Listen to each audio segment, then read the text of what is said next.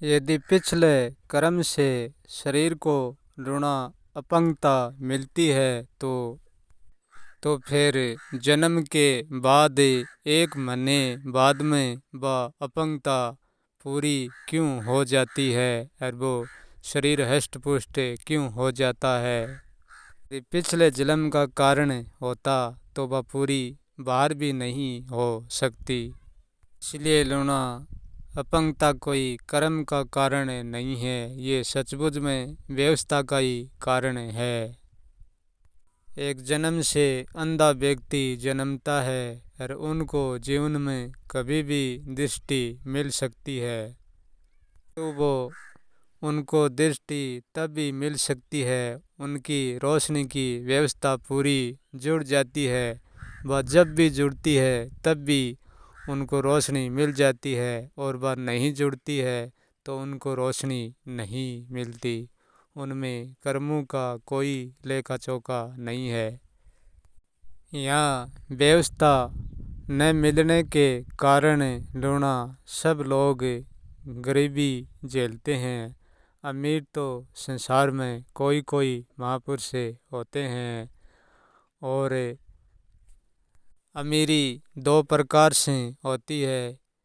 एक धन और धान्य से होती है, वो अमीरी होती है। और एक अमीरी वो होती है जिसको अपने से जागृति होती है, वह ज्ञान अमीरी है।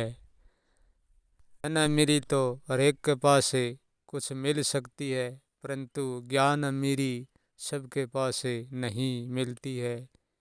ये संसार बहुत गरीबी में जीती है। अमीरी में तो कोई कोई पुरुष जी कर मरता है, क्योंकि धनी व्यक्ति तब बनता है वो अपनी व्यवस्था से परिपूर्ण होता है, तब वो धनी व्यक्ति कहलाता है। उनके पास सब चीज़ें होती हैं और उनके पास पैसे की पूरी व्यवस्था होती है, इसलिए वो धनी व्यक्ति बनता है। और जो गरीब है उनके पास पैसे की व्यवस्था नहीं होती और चीज़ों की व्यवस्था नहीं होती, इसलिए वो गरीब है। क्योंकि वो माया से भी गरीब है और वो ज्ञान से भी गरीब है। ये संसार गरीब का ही दास है और गरीबी का ही ज़्यादा मूल है। ये गरीबी में जीता है, क्योंकि असली का अमीरी ज्ञान अमीरी वो तो सबको पसंद भी नहीं है।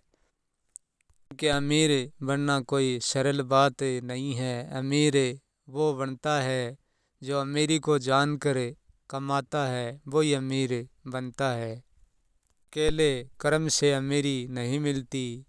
यदि कर्म की दिशा ही नहीं जानते तो अमीरी कैसे मिलेगी। इसलिए उनके साथ व्यवस्था को जानना बहुत अति आवश्यकता है। व्यक्ति चाहकर भी अपनी गरीबी दूर नहीं कर सकता। क्यों नहीं कर सकता? कि वो व्यवस्था को सही ढंग से जुटा नहीं सकता, इसलिए गरीबी दूर नहीं हो सकती। ये जीवन एक व्यवस्था से चलता है। हमारे शरीर को भरपूर व्यवस्था मिलती है, ऊर्जा शक्ति मिलती है, तो हमारा शरीर तंदुरुस्त रहता है, हर पल हष्ट पुष्ट रहता है। यदि हमारे शरीर की एनर्जी नहीं मिलती है तो हमारा शरीर भी रोगों का घर हो जाता है। अब वो क्यों हो जाता है? वो इसलिए हो जाता है कि व्यवस्था की कमी हो गई हमारे शरीर में, और वो व्यवस्था की कमी की पूर्ति नहीं होएगी तो हमारा शरीर हष्ट पुष्ट भी नहीं हो सकता।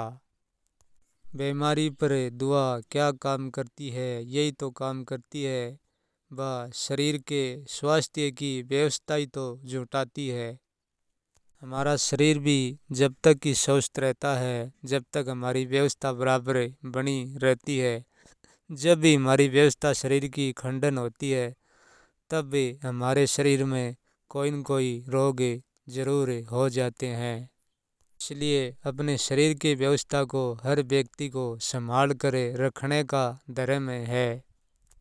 अमीरी व्यवस्था को सब पसंद करते हैं, गरीबी को नहीं, क्योंकि गरीबी के पास पूरी व्यवस्था नहीं होती है, इसलिए गरीबी को कोई पसंद नहीं करता है। व्यवस्था जीवन का मुख्य खजाना है। जिसके पास जितनी अधिक व्यवस्था है वो इतना ही अधिक अमीर भी है। व्यवस्था भी हर व्यक्ति के जीवन के हिसाब से ही मिलती है। यदि अमीर किसी को बनना है तो व्यवस्था जुटानो सीख जाना, परंतु व्यवस्था कर्म के बिना, काम के बिना नहीं जुड़ सकती। सबसे ज़्यादा व्यवस्था के लिए उत्तम सोच की जरूरत है, उत्तम माइंड की जरूरत है। संसार में व्यवस्था एक कला है, इस कला को समझो।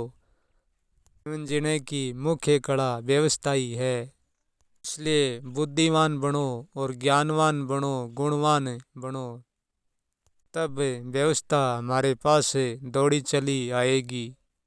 परंतु सच्चे अमीरी का मुख तो कोई बिरला ही देखता है। सब लोग गरीबी में ही जूझते हैं। इन संसार में पूर्ण अमीर वो ही है इनके पास आवश्यकता के अनुसार सब कुछ है, वो ही पूर्ण अमीर है। ना तो अकेला ज्ञान से अमीर हो सकता और ना अकेला माया से अमीर हो सकता। जब दोनों की व्यवस्था होती है तभी जीवन का आनंद परिपूर्ण होता है। तो चीज़ों की व्यवस्था सीमित होनी चाहिए, उनकी व्यवस्था असीमित होनी चाहिए।